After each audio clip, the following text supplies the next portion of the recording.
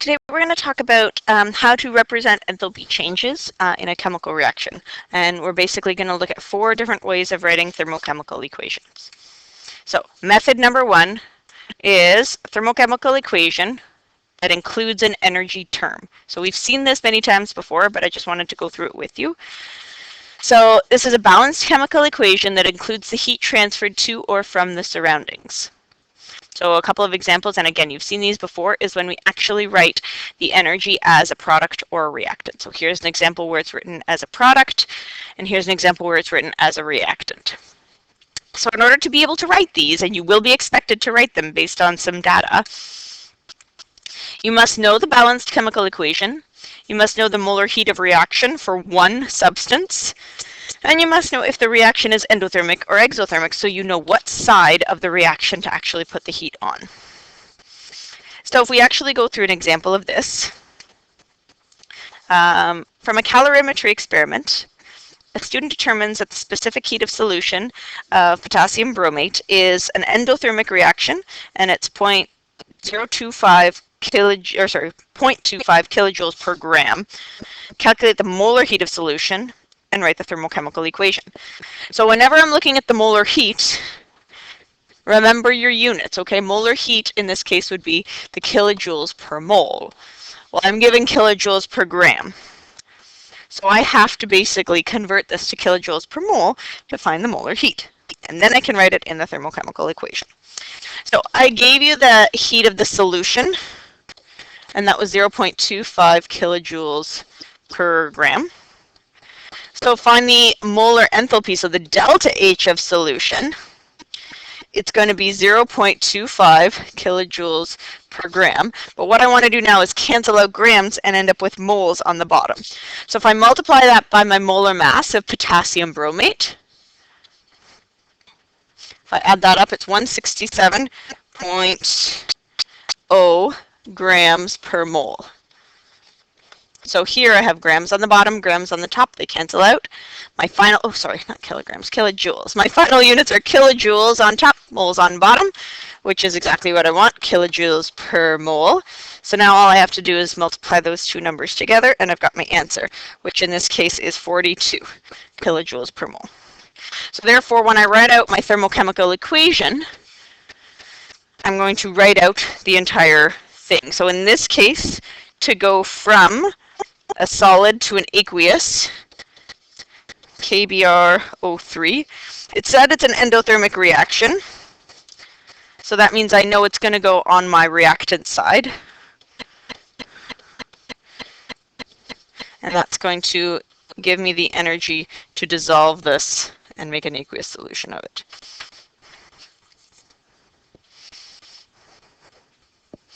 All right, let's do one more. Oh shoot, my smartboard's acting up again. There we go. So the combustion of magnesium releases 24.7 kilojoules per gram of magnesium. Calculate the molar heat of combustion, so again kilojoules per mole now instead of per gram, of magnesium, and write the thermochemical equation. So the same thing, I've got the heat of combustion, and I know it's 24.7 kilojoules per gram. That was given to me in the question. So in order for me to write it into the thermochemical equation, I need kilojoules per mole. So in this case, my delta H of combustion, I'm going to do the exact same thing and multiply it by the molar mass.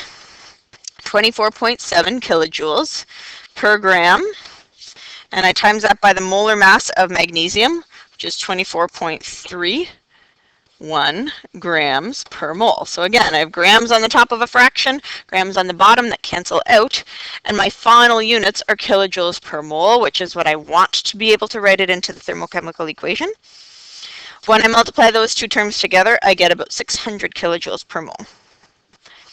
So therefore, if I'm writing out the combustion reaction of magnesium, that means I've got to have solid magnesium burning an oxygen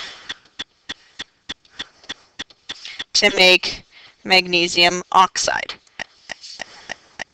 And because heat is released in this case, I write my 600 kilojoules per mole on that side. Now that gives me per 1 mole of magnesium.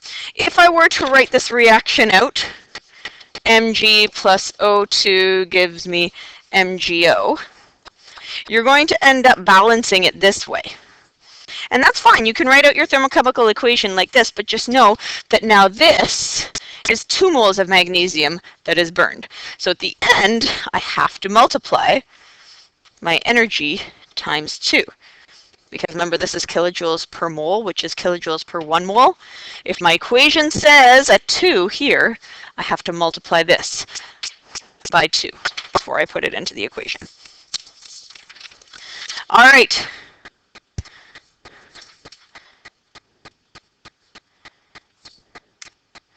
Third example, use the following thermochemical equation to calculate the molar heat of combustion of hexane.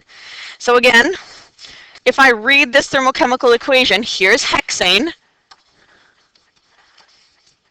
How many moles of hexane do I have according to that reaction? I have 2 moles of hexane. When I burn 2 moles of hexane in oxygen, it says, according to the thermochemical equation, that I released 7,086 kilojoules of energy. If I want to find the molar heat of hexane, that's the amount of kilojoules released per 1 mole of hexane. So if I only burn 1 mole of hexane, how much energy is released? Well, what do? I basically take my 7,086 kilojoules and divide it by 2, because I had to divide by 2 to get from 2 moles to 1 mole of hexane there. So my final answer in this case is that your molar enthalpy of combustion of hexane is negative, because it's exothermic, 3,543 kilojoules per mole.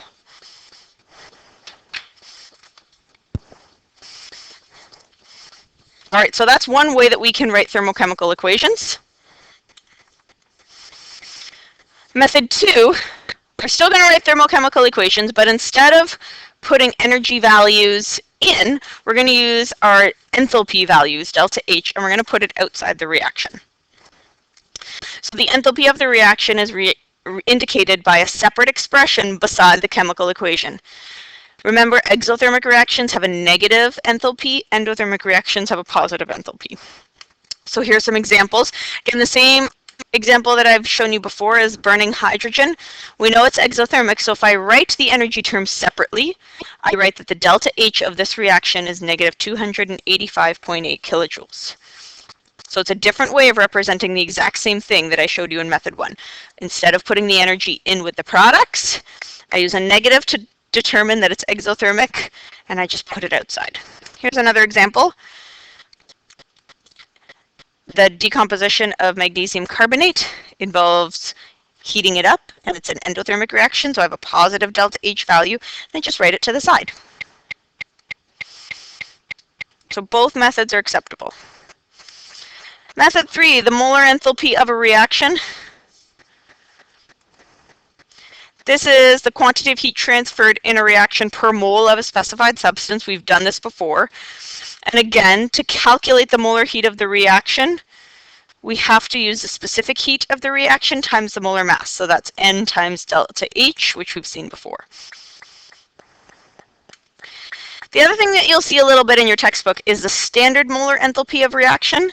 This is the molar enthalpy that is determined at SATP, which is standard ambient temperature and pressure. The only real difference here is that we put this little sort of degree symbol there. Oh, why did I flip the slide? That little degree symbol there we go, that works better, means that it's basically at SATP. If it's not at SATP, then we can't put that little degree symbol there. All right, so let's go through one more example. So ethane is the second largest component of natural gas. Its specific heat of combustion is negative 51.85 kilojoules per gram. What is the molar heat of combustion of ethane? So we've done this before. But again, just to recap, the specific heat of combustion was given to you in the question, and that's negative 51.85 kilojoules per gram. If I want the molar heat of combustion, I put my delta in front, and I basically have to change my units from kilojoules per gram to kilojoules per mole. So in order to do that, I take my specific heat of combustion and I multiply it by my molar mass, 30.08 grams per mole. Grams on top, grams on bottom, cancel out, and I end up with kilojoules on top, moles on the bottom, kilojoules per mole, perfect. And when I multiply those two numbers together, I get 1560 kilojoules per mole. Okay, so basically this is a way of writing a thermochemical equation because I've told you that the enthalpy, the molar heat, of combustion of ethane is this. So you can use that information to write out the reaction. So you take your ethane, you burn it in oxygen, you make carbon dioxide and water, and when you do that, it releases 1560 kilojoules per mole of energy. All right, our last method is a potential energy diagram. I've shown you a couple of examples of this. You've probably seen it in your textbook before, but I haven't explained it in too much detail. So now I'm going to do that. So this is a graphical representation of the energy that is transferred during a physical or a chemical change. In an exothermic reaction, products are lower in energy than the reactants are, and that's because the energy is lost to its surroundings. In an endothermic reaction, products have to be higher in energy reactants because energy had to be absorbed and put into the system from the surroundings. So here is what they look like. So you can see I've got potential energy going up the side here. Oh, what just happened? There we go. So I've got potential energy going up the side here and the reaction progress going here. So over at the start we have reactants, at the end we have products. In an exothermic reaction, products are lower in energy than reactants. Why is that? Well, the energy that was stored in the reactants is basically released. Okay, so energy released, energy released, and that's why your products end up having a lower energy than your reactants. In an endothermic reaction, your reactants have a lower energy than your products. Again, in this case, energy has to be absorbed in order to make the products, which is your definition of an endothermic reaction, and that's why we draw our energy level diagrams just like that. Or not, sorry, our potential energy diagrams just like that. So that's all for your thermochemical equations. You must know all four methods. You'll be asked to interpret or to draw any one of those four on a quiz or a test. So we'll clear up any other questions that you guys have in class.